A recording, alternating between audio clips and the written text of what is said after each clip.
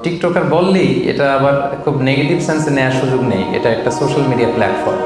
আসলে কোনো প্ল্যাটফর্মকে আমরা কিভাবে ইউজ করি, that is the question. As a content creator কি কন্টেন্ট গেল আপনার, দ্যাট ইজ দ্য কোশ্চেন। নিজের সাথে একটা নিজের বোঝাপড়া করেন যে আমি যে টিকটকে যে ভিডিওটা আপলোড দিলাম এটা আমার আখিরাতে কতটুকু কাজে লাগবে। এই টিকটকের কন্টেন্টগুলো নিয়ে আপনি কিয়ামতের দিন দাঁড়াবেন। কি টিকটক বানালাম, কি ইউটিউব বানালাম, কি কমেন্টস করলাম, কি বক্তব্য দিলাম, কাদের সাথে মিশলাম, আমার অ্যাক্টিভিটি কি ছিল, আল্লাহর সুপ্রিম কোর্টের কার্ড করায় পাই টু পাই কিন্তু হিসাব দিতাম।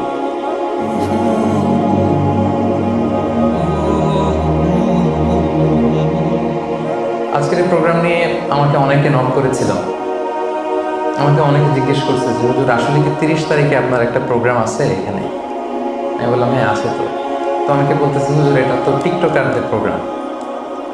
তো আমি বলছি ভালো হয়েছে তো, তাইলে টিকটকার ভাইদের সাথে একটা সোশ্যাল গ্যাদারিং হবে, তারপর ভালো। সবার জন্য আমাদের বার্তা পৌঁছানো দরকার। টিকটকার ভাই বলেন, ইউটিউবার বলেন, সাংবাদিক বলেন, তারপর ব্যবসায়ী বলেন, রাজনীতিবিদ বলেন, সবার প্রতি আমাদের জন্য আমাদের পক্ষ থেকে বার্তা আছে না নাই? আমাদের কাজই হচ্ছে বার্তা দেয়া, বার্তা পৌঁছানো। তো টিকটকার বললেই এটা আবার খুব নেগেটিভ সেন্সে নেওয়ার সুযোগ নেই। এটা একটা সোশ্যাল মিডিয়া প্ল্যাটফর্ম। আসলে কোনো প্ল্যাটফর্মকে আমরা কিভাবে ইউজ করি, দ্যাট ইজ দ্য কোশ্চেন। যেমন ধরুন যে ছুরি, নাইফ, যেটা ছুরি, এই একই ছুরি দিয়ে একজন ডাক্তার মানুষের পেট কেটে অপারেশন করে মানুষকে বাঁচায়, আবার একই ছুরি দিয়ে ডাকাত মানুষকে হত্যা করে, ঠিক কিনা? একই ছুরি ইউজ করে ডাকাত মানুষ মারে, একই ছুরি ইউজ করে ডাক্তার পেট কেটে অপারেশন করে মানুষ বাঁচায়। তো ছুরির কোনো দোষ নাই, দোষ হচ্ছে এই ছুরির ইউজার যিনি ব্যবহার করছে। এরকম সব কিছুর ক্ষেত্রে একটা পিস্তল, যারা ডাকাত গুন্ডা বদমাশ এই পিস্তল দিয়ে মানুষ মারে, সন্ত্রাসী করে, আবার এই পিস্তল দিয়ে আইন শৃঙ্খলা বাহিনীর লোকেরা তার মানুষের নিরাপত্তা নিশ্চিত করে। সো এই যে আর্মস, এই পিস্তল, এই ছুরি, এটার কোনো দোষ নেই, এটার কোনো হাত পাও নেই। তো এটা আমরা আসলে কিভাবে ইউজ করি, এইটা হচ্ছে কোশ্চেন। সো আমরা টিকটক কিভাবে ইউজ করি, দ্যাট ইজ দ্য কোশ্চেন। এবং বিশ্বাসীদের একটা গুণাবলী হচ্ছে ওয়াল্লাযীনা হুম আনিল লাগবি মুরিদুন। বিশ্বাসীরা তারা সবসময় অনর্থক কাজ থেকে বিরত থাকে। সবসময় যে জিনিসে মানুষের কল্যাণ,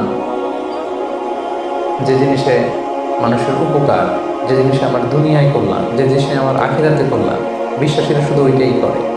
লাভ আছে যেখানে বিশ্বাসী আছে সেখানে। তো শুধু দুনিয়ার লাভ থাকলেই চলবে না, আখিরাতে লাভ আছে কিনা সেটাও খুঁজতে হবে। সো প্রত্যেকটা জিনিসের একটা পজিটিভ নেগেটিভ দিক থাকে। আমরা যদি সোশ্যাল মিডিয়া প্ল্যাটফর্মসগুলো ইউজ করি, বা ধরুন যে টিকটক ইউজ করি, আমার কোনো টিকটক আইডি নাই, আমার টিকটকের ইস্যুটা রেজ করে আমি যেটা বোঝাতে চাচ্ছি যে সোশ্যাল মিডিয়া প্ল্যাটফর্মের আসলে কোনো দোষ নেই, দোষ হচ্ছে ইউজারের। প্রত্যেকটা জিনিসের একটা পজিটিভ দিক থাকে, একটা নেগেটিভ দিক থাকে। সো আপনি পজিটিভলি এটা ইউজ করতেছেন কিনা, দ্যাট ইজ দ্য কোশ্চেন। এবং সেটা অ্যাজ এ বিলিভার আমাদেরকে কিন্তু নিজের সাথে নিজের একটা বোঝাপড়া লাগবে যে আমি আসলে টিকটকে কি আপলোড দিচ্ছি, হোয়াট ইজ দ্য কন্টেন্ট। এই যে আমরা কন্টেন্ট ক্রিয়েটর বলতেছি, আমি একজন টিকটকার, আমি আসলে কি আপলোড দিচ্ছি, আমি একজন ইউটিউবার, আমি আসলে কি আপলোড দিচ্ছি, দ্যাট ইজ দ্য কোশ্চেন। কারণ একজন বিশ্বাসী, সে বিশ্বাস করে মা ইয়ালফিযু মিন কাওলিন ইল্লা লাদাইহি রাকীবুন আতীদ। একজন বিশ্বাসী সে যাই বলে, যাই করে, এটা আল্লাহ তাআলা কিরামান কাতিবিন ফেরেশতার মাধ্যমে রেকর্ড করিয়ে রাখে।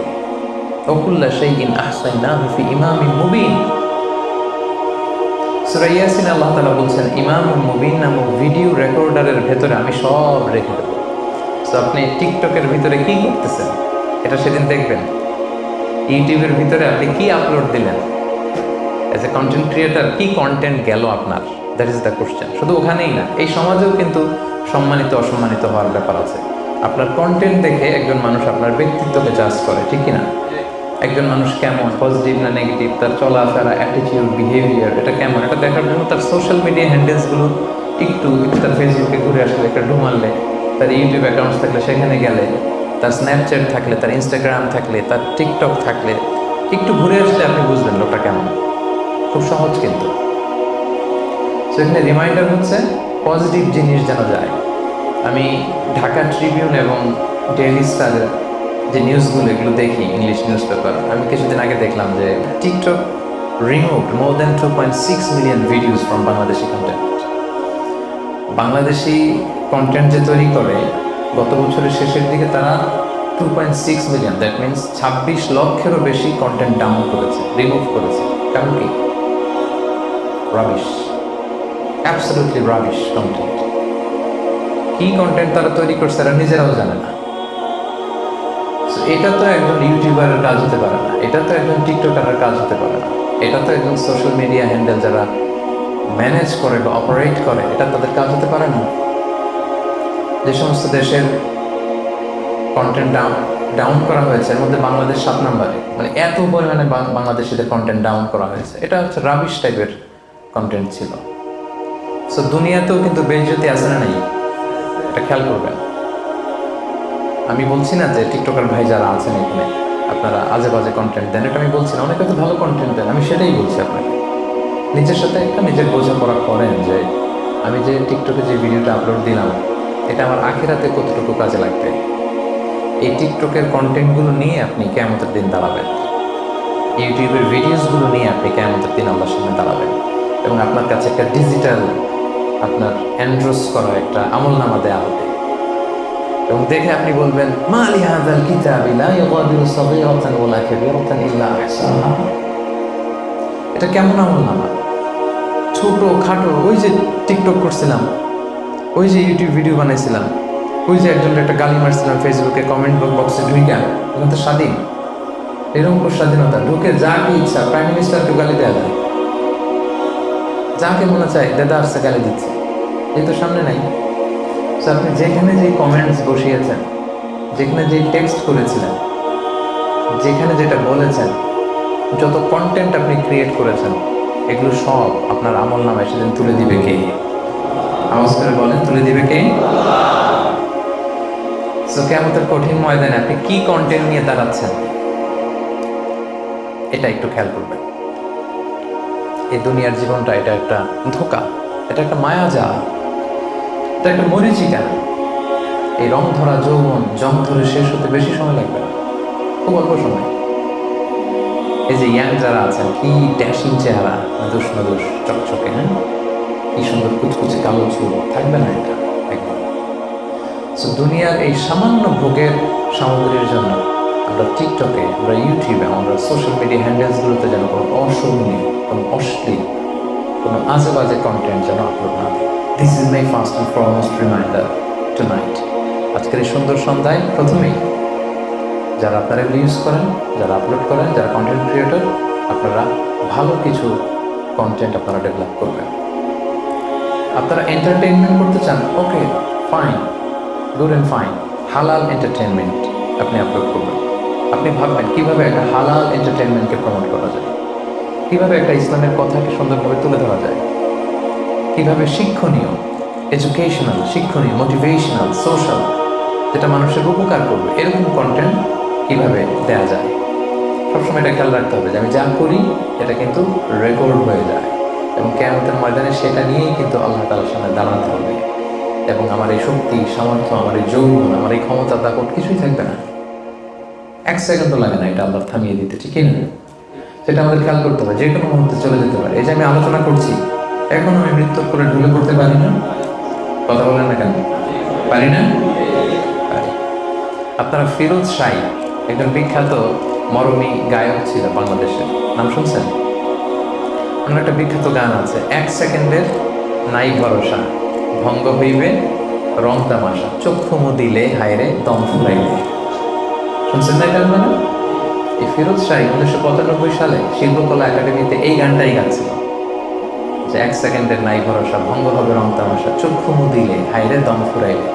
শিল্পকলা একাডেমির স্টেজে এরকম হাজার হাজার শ্রোতা অডিয়েন্স, স্টেজে উনি গানটা গাইতে গাইতেই ঢলে পড়লেন মৃত্যুর কোলে। এই গানটা গাইতে গাইতে উনি মৃত্যুর কোলে ঢলে পড়েছিলেন যে চক্ষু মুদিলে হাইরে দম ফুরাইলে, ওইখানে ওনার দম ফুরাই গেছে। সো কে কখন আমরা চলে যাব সময় তো ভাই আমরা এটা জানি না, এবং সেটা হচ্ছে ধ্রুব সত্য যে আল্লাহর সুপ্রিম কোর্টের কাঠগড়ায় আমাদেরকে দাঁড়াতে হবে। কি টিকটক বানালাম, কি ইউটিউব বানালাম, কি কমেন্টস করলাম, কি বক্তব্য দিলাম, কাদের সাথে মিশলাম, আমার অ্যাক্টিভিটি কি ছিল, আল্লাহর সুপ্রিম কোর্টের কাঠ গড়ায় পাই টু কিন্তু হিসাব দিতে হবে, সব হিসাব দিতে হবে। সো আমার প্রথম রিমাইন্ডার হচ্ছে আমরা যেন কল্যাণের পথে থাকি, আমরা যারা সোশ্যাল মিডিয়া হ্যান্ডেলস ইউজ করি আমরা যেন প্রপারলি এটা ইউজ করি, শিক্ষণীয়, শোভনীয়, মার্জিত, ভদ্র এরকম কন্টেন্ট যাতে আমরা ইউজ করি। পারা যাবে তো ইনশাল্লাহ? কে কে টিকটক ইউজ করেন করেন না আমি আর হাত তোলালাম না, আমরা অনেকেই করি না, that's up to you, it's not my business. But এই রিমাইন্ডারটা দেওয়া এটা আমার রেসপন্সিবিলিটির মধ্যে পড়ে, এজন্য এই বার্তাটা দিলাম। সম্মানিত ভাই, আজকেই একটু নিজের সাথে বোঝাপড়া করেন যে আমার কন্টেন্টগুলো কেমন, শিক্ষণীয়, শোভনীয়, শ্লীল, ভালো, মার্জিত, ভদ্র যদি হয় ফাইন। আর যদি এরকম কন্টেন্ট আমাদের না থাকে সোশ্যাল মিডিয়া হ্যান্ডেলসগুলোতে, একটু যেন নিজের সাথে বোঝাপড়া করি, একটু বোঝাপড়া করা নিজের কাজের জন্য যেন আমরা আল্লাহর কাছে লজ্জিত হই। আমরা সবাই পাপী, কুল্লুকুম খাত্তাউন ওয়া খায়রুল খাত্তাইনা তাওয়াবুন, সবাই পাপী। পাপীদের মধ্যে সবচেয়ে ভালো পাপী যে পাপ করার পরেই কি করে, তওবা করে। চোখের পানি ছেড়ে যেন আমরা আমাদের পাপের জন্য ক্ষমা চাই। এবার চোখের পানি এত পাওয়ারফুল, আপনি যখন চোখের পানি ছেড়ে আমার কাছে ক্ষমা চাইবেন, আপনার চোখের পানি চোখবে, নাকের ডগাবে, নিচে নামার আগেই আল্লাহ আপনার জীবনের সব গুনাহ মাফ করে দিবে। সো এটা ছিল আমার ফার্স্ট রিমাইন্ডার, আমরা যেন সুন্দর ভালো কন্টেন্ট আপলোড করি। আল্লাহ আমাদের সবাইকে তৌফিক দান করুন। Be a part of our vision. Do listen and share the khair. Be with our official social media handle for latest updates.